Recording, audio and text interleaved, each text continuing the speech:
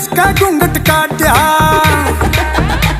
तने उसका घूंघट काट्या, चीते तो बात पे